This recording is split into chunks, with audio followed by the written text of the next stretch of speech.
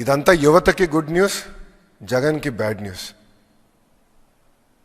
ఈరోజు కూడా మీరు చూస్తే చంద్రబాబు నాయుడు గారు పదే పదే చెప్తున్నారు, జగన్ అనే వ్యక్తి క్రిమినలైజేషన్ ఆఫ్ పాలిటిక్స్ చేస్తున్నాడు.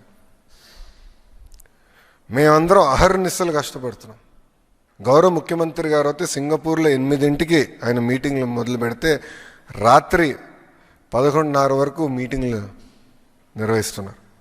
అంటే ఆంధ్ర రాష్ట్రానికి పెట్టుబడులు తీసుకురావాలి, యువతకి ఉద్యోగాలు ఉపాధి తీసుకురావాలని ఆయన అహర్నిశలు కష్టపడుతున్నారు. ఆయన అంత కష్టపడుతుంటే మేము కనీసం ఇంకో గంట ఎక్కువ కష్టపడాలని మేమందరం పరిగెడుతున్నాం. గౌరవ ముఖ్యమంత్రి గారితో పోటీ పడాలని ప్రతి మంత్రి మేము పరిగెత్తాం.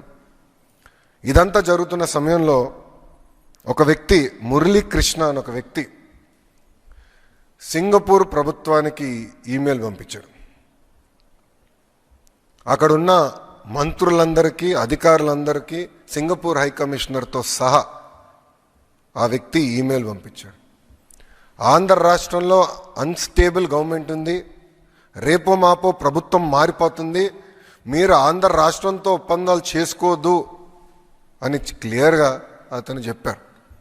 మేము అందరం ఆశ్చర్యపోయాం, మరి ఇంత కష్టపడుతున్నాం, పెట్టుబడులు తీసుకొద్దామని మేము ప్రయత్నిస్తాం, ఎవర్రబ్బా ఈ వ్యక్తిని మేము చెక్ చేస్తే ఏకంగా ఆ వ్యక్తి పెద్దిరెడ్డి రామచంద్రారెడ్డి కంపెనీ పిఎల్ఆర్ కన్స్ట్రక్షన్స్లో పనిచేస్తున్న వాళ్ళతో అనేకసార్లు మాట్లాడారు. వైకాపాకి చెందిన మాజీ ఎమ్మెల్యేలతో కూడా అతను మాట్లాడాడు. మొత్తం రికార్డు మా దగ్గర ఉంది. అంటే వాళ్ళు ఒక వ్యక్తిని ప్రోత్సహించి అతని చేత ఒక ఈమెయిల్ పెట్టిస్తే ఇవన్నీ ఆగిపోతాయి, అభివృద్ధి జరగదు, అప్పుడు తిప్పి మమ్మల్ని తిట్టచ్చు, అభివృద్ధి జరగలేదని ప్రయత్నం చేస్తున్నాడు Jagan Reddy. This is criminalization of politics. TCS లాంటి సంస్థకి మేము 99 పైసల్లో భూమి ఇస్తే ఎందుకండి వీళ్ళకి అంత ఏడుపు? కోర్టులో కేసేస్తారు.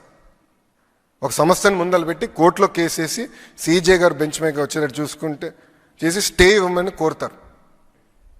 సీజే గారు అక్షంతలు వేసి, అవును తప్పేంటి, టీసీఎస్కి ఇస్తే తప్పేంటి, మీకు ఎందుకు ఇబ్బంది, ఉద్యోగాలు వస్తేనే మీకేంటని చెప్పి పక్కన పడేశారు. అంటే చూడండి, అడుగడుగునా అభివృద్ధి జరగకూడదు, పెట్టుబడులు రాకూడదు, వచ్చే కంపెనీలని తరిమేయాలి, అదే లక్ష్యంతో పనిచేస్తున్నారు. నిజంగానే బాధేస్తుందండి ఈరోజు. ఎందుకంటే సింగపూర్ ప్రభుత్వంలో పనిచేస్తున్న అధికారులు ఒక మాట చెప్పారు. చెన్నైలో ఒక కంపెనీ, సింగపూర్ కంపెనీకి ఏదో ఇబ్బంది వస్తే డిఎంకే, ఏఐడిఎంకే ఎంపీలు అందరూ కలిసికట్టుగా వెళ్ళి సింగపూర్ హై కమిషనర్ గారిని కలిశారు. సింగపూర్ అంటే భారతదేశంలో సింగపూర్ అధికారులను కలిసి ఇది ఉంది, ఈ సమస్య ఉందని చెప్పారంట. ఆయన ఆశ్చర్యపోయారు, అరే మీరు ఇద్దరు ఎప్పుడు కొట్టుకుంటారు కదా, ఇప్పుడు ఇద్దరు కలిసికట్టుగా వచ్చి ఏంటి మమ్మల్ని కలిశారంటే వాళ్ళు ఒక మాట చెప్పారంట. సార్ చెన్నై వరకు మేము కొట్టుకుంటాం సార్, చెన్నై దాటి వచ్చిన తర్వాత మేము తమిళనాడు సార్, తమిళనాడు మేము రాష్ట్రం కోసం మేము కలిసికట్టుగా పనిచేస్తాం, మాకు ఎలాంటి విభేదాలు లేవు, ఈ సమస్య మీరు పరిష్కరించండి అని చెప్పారు. కానీ ఈరోజు చూడండి, ప్రభుత్వం ఇంత కష్టపడుతుంటే, పెట్టుబడులు తీసుకొచ్చడానికి అహర్నిశలు ప్రయత్నిస్తుంటే, వీళ్ళు ఇట్లా ఈమెయిల్స్ రాయించి ఏకంగా కోర్టుకి వెళ్తే ఇంకెక్కడ పోతాండి. మనం బాండ్స్ కూడా రేజ్ చేశాం. ఆర్బీఐ దగ్గర నుంచి అందరి వరకు వీళ్ళు ఈమెయిల్స్ రాశారు. అంటే రాష్ట్రం ముందరికి వెళ్ళకూడదు, ఎట్టి వరుస ఆపేయాలి, వాళ్ళు చేయరు, చేసేవాళ్ళని చేయనీయకుండా ప్రయత్నిస్తున్నారు. ఇది ప్రజలందరూ గమనించాలి. ఎందుకంటే దీనివల్ల తీవ్రంగా నష్టపోయేది ఎవరండి? ఆంధ్ర రాష్ట్రం. ఎవరు బ్రాండ్ పోతుంది? ఆంధ్ర రాష్ట్రం బ్రాండ్ పోతుందండి. చాలా బాధేస్తున్నా ఈమెయిల్స్ అని చదువుతుంటే.